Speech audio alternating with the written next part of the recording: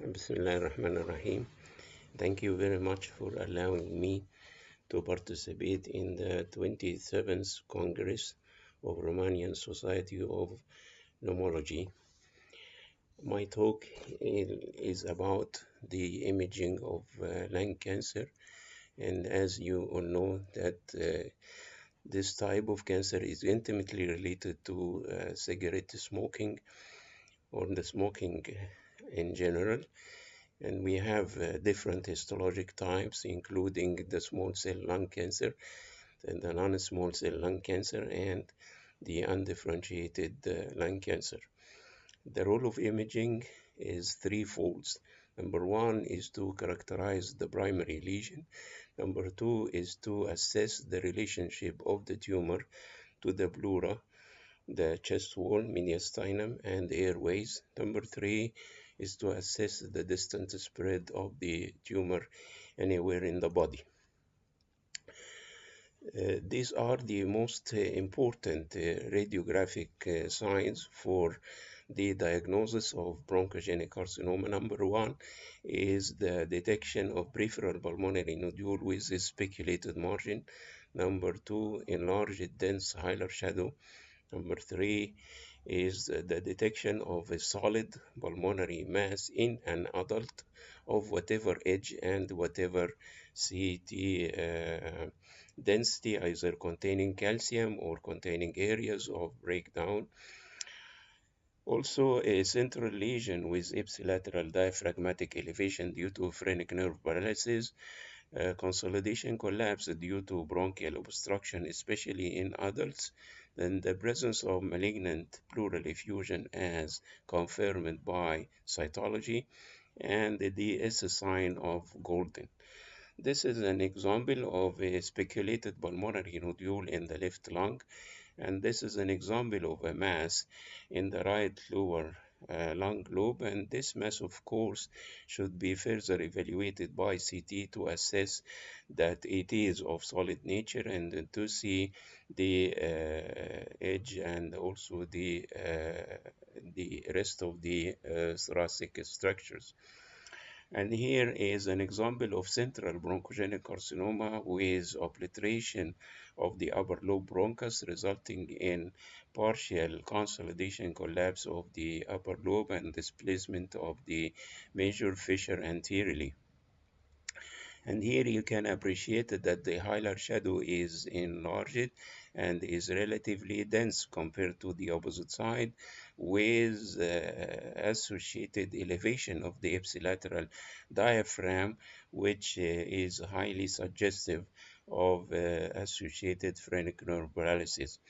Sometimes whenever you go to the CT, for many reasons, of course, for confirming the nature of the lesion, for staging of the tumor, for using it as a guiding tool to have a biopsy, then you can see that the lesion is almost solid with central area of breakdown. And here what is known as this is a sign of Golden, where you got a central mass associated with consolidation collapse of the upper lobe. And here is what is meant by the S sign. You see that the tumor mass and the edge of the collapsed upper lobe may form what looks like the letter S.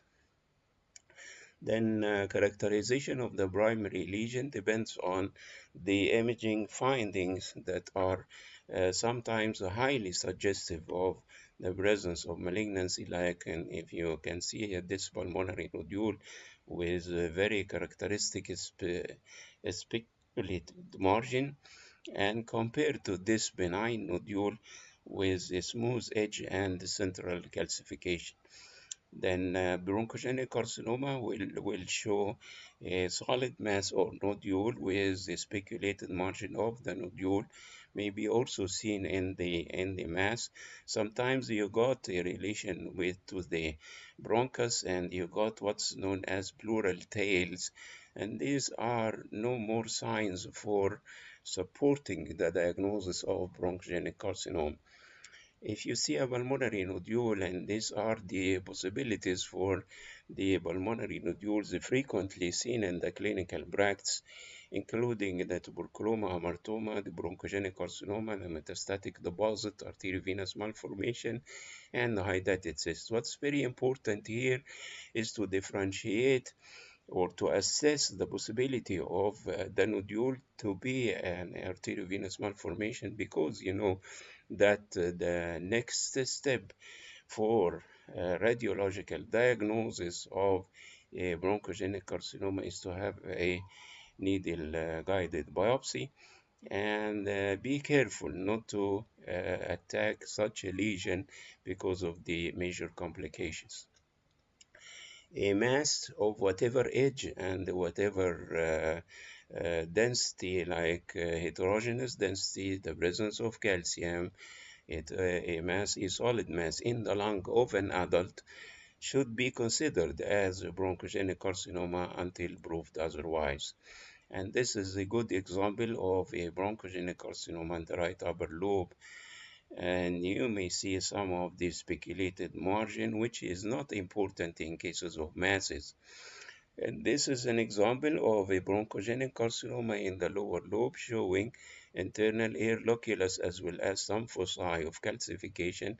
And this is another case showing areas of breakdown. Sometimes you got central cavitation within the bronchogenic carcinoma, resulting in a cavity with a thick wall and irregular inner margin, and these two features are very important. This patient had a solid mass that was diagnosed as a bronchogenic carcinoma.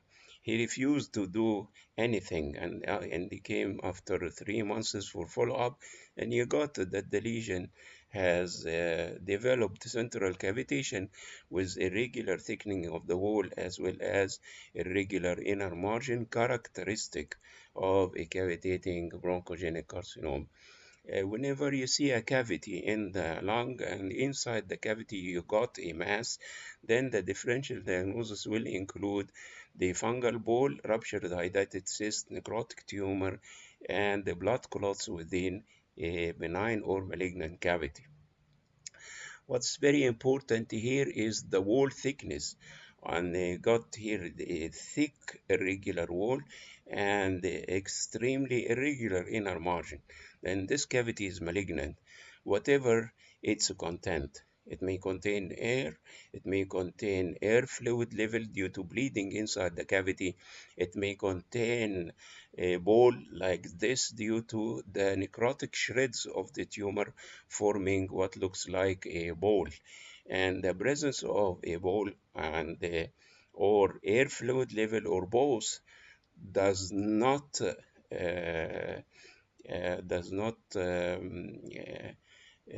go to another pathology, but you should insist for that this cavity is malignant because of the thickness of the wall as well as the irregular inner margin. And this is another example of a cavitating bronchogenic carcinoma with irregular inner margin and internal air fluid level due to bleeding inside the cavity. And this is also another example by X-ray and CT. You got what looks like a soft tissue mass within the cavity, which is just a thickening, abnormal thickening of the wall, as well as air fluid level due to bleeding inside the cavity. Another example of breaking down in a bronchogenic carcinoma as seen by X-ray and by CT, and you can appreciate the irregularity of the inner margin in this section. Then, in order to assess the relationship of the mass to the chest wall, it is not enough that the mass is in contact with the chest wall to suspect that the chest wall has been invaded. But there are two signs on the CT scan that are pathognomonic for chest wall invasion. Number one is the presence of rib destruction adjacent to the tumor, and number two, and you can see tumor tissue beyond the chest wall, I mean in the subcutaneous area. Then if you see a mass like this associated with destructed rib and the bulge of the tumor underneath the pectoralis major muscle, and you know that the chest wall has been invaded. And this is another example.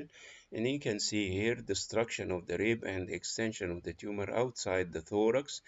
And the invasion of the chest wall in the early days was a contraindication for surgery, but now it is no more a contraindication for surgery.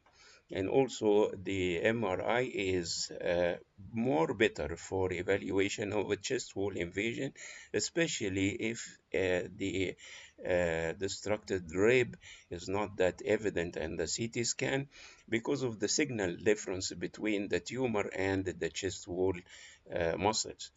One of the tumors that is very important to have an MRI here is the Bankus tumor or the superior sulcus tumor.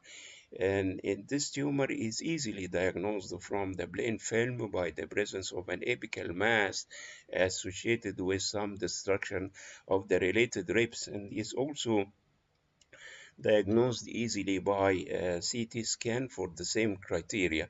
But what is important here is to assess the relation of the tumor to the brachial plexus roots as well as to the subclavian artery and the vein. And this relationship cannot be achieved without MRI, especially in the sagittal image. And you can see here, this is the Bankus tumor, and this is the site of the brachial plexus, this is the subclavian artery, and this is the subclavian vein. Any invasion of one of these three structures will contraindicate surgery. Then in cases of a central pathology, you have to discriminate between the tumor mass and the associated consolidation, especially whenever you are going to have a CT-guided needle biopsy. In such conditions, you should go by the needle as deep as you can to attack the tumor tissue and not to have the biopsy from the consolidated lung.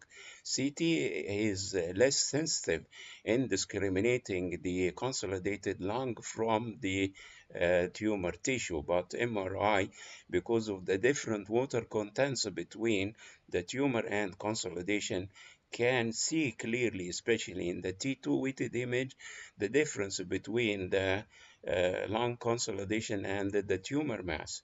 Also, invasion of any of the mediastinal structures will contraindicate surgery, like invasion of the pulmonary artery or total encasement of one of the main pulmonary arteries. This will contraindicate surgery, and this is another example of a bronchogenic carcinoma totally encasing the left main pulmonary artery, which is markedly attenuated compared to the right side, associated with mediastinal lymphadenopathy. Invasion of the mediastinal fat does not contraindicate surgery, but invasion of the mediastinal structures will contraindicate surgery, like invasion of the superior vena cava, which is totally obliterated by this big tumor mass, invasion of the left atrium, where you can see the tumor is extending inside the left atrium. Of course, PET-CT has an important role in assessment of patients with bronchogenic carcinoma, but it has also some fallacies in this domain. They considered in the early days of PET-CT that a lesion with a standard uptake value of 2.5 may indicate malignancy, but this idea has been changed to consider that whenever the standard uptake value is more than 3.6, this may suggest that this nodule is malignant. But nowadays, you can see many fallacies in this domain. This is lesion associated with some atelectasis with significant uptake and has been proved to be a lung cancer. And this lesion with fat inside, diagnostic of a hamartoma, showed no significant uptake on the PET scan. This nodule in the right upper lobe is examined by PET-CT and showed significant uptake, but it has been proved to be a tuberculoma. These false negative or false positive results for PET-CT may be encountered in the clinical practice. Also, you see this patient who is immune compromised and he got a mass in the lung with a speculated margin, and this mass has proved to be a fungal infection. One of the values of PET scan is to separate the tumor tissue from the related consolidation because of the different metabolic activity in both, and also to show some of the metastatic lymph nodes that cannot be seen in the CT component of the PET CT because of many factors. Number one, absence of contrast injection, and number two, respiratory misregistration, and this will affect the results of PET-CT in many cases. And this is another example of a bronchogenic carcinoma attenuating the right main bronchus, and PET-CT showed that this is the tumor mass and this is the related consolidation. Of course, the detection of lymph nodes in the mediastinum in patients with bronchogenic carcinoma will affect the prognosis of the tumor markedly. And you should know that about 13%, according to the literature, of normal-sized nodes may contain tumor tissue, while about 37% of nodes measuring from 2 to 4 centimeters may not be malignant. Then, on the basis of CT, detection of calcium in lymph nodes may indicate a benign nature. But if you use PET-CT, and you can see that this is the bronchogenic carcinoma, and these are the nodes. And this arrow points to a detected node on PET-CT, but it's not seen on its CT component because of the respiratory misregistration. And this is also a node better seen by PET-CT, not by CT, because of course of the absence of contrast injection. And these are what's known as reactive lymph nodes seen in the axilla as well as in the mediastinum, showing no significant metabolic activity. CT-guided or ultrasound-guided needle biopsy is one of the important procedures in the battery for evaluation of lung cancer. Of course, whenever you identify or suspect a lung cancer on the basis of X-ray and CT finding, I think that the better way or the best way is to go direct for needle biopsy. Then whenever you confirm the diagnosis and you know which type of bronchogenic carcinoma you are dealing with, then you may start to have the PET-CT to assess the metastatic, if any, deposits, and to judge if this patient is a candidate for surgery or not. And CT-guided needle biopsy is not without complications, and many times you can see some degree of pneumothorax in about 30% of the cases, but this is a limited pneumothorax and resolves spontaneously. And sometimes you got a rapidly accumulating pneumothorax in about 6% of the cases, especially if the patient had a chronic obstructive pulmonary airway disease, or the lesion is deep in the lung, or you perform in multiple trials to reach the site of the lesion. Also, if the coagulation profile is not is not suitable, and you have to go to biopsy a lesion like this one, which is posterior to the superior vena cava and also related to the pulmonary vasculature, and you go for a long distance in the lung, there is a big incidence that the patient will develop pulmonary hemorrhage. And this hemorrhage, the incidence of hemorrhage will increase if you use large caliber needles and the coagulation profile is not good. Thank you very much.